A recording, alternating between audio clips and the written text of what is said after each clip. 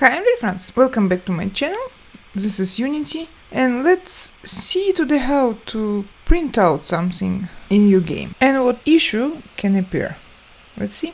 So we have to create new assets, so we're going to Assets, right click on it, create folder. In this folder we will have our scripts. So we'll start scripting. Let's rename the folder Scripts. And I did right click on my new folder, create scripting, mono behavior script.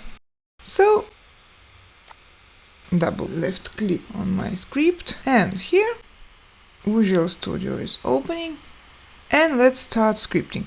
So we're not changing anything. I will delete the update method, I don't need it today, and just for one time output the start method will be enough.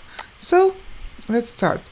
So I will use debug class. Unity is helping me what to write. .log will be the method.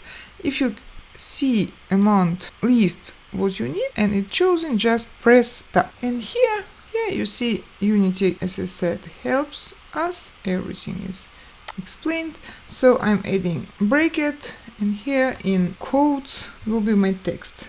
For example, this is my game.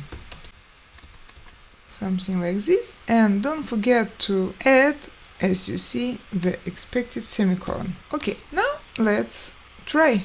Let's click play, but nothing happens. Why is it like this? This is because our script cannot work like that. It has to be attached to some object. This doesn't matter which one. I will choose main camera, for example. And so I am clicking on my script and dragging it and dropping on main camera. Now you see in main camera we have this script attached. Okay, so let's try now to see it. Let's play. It will take some time. I'm clicking on the console and see our text. I think we did it. Okay, thank you. Bye.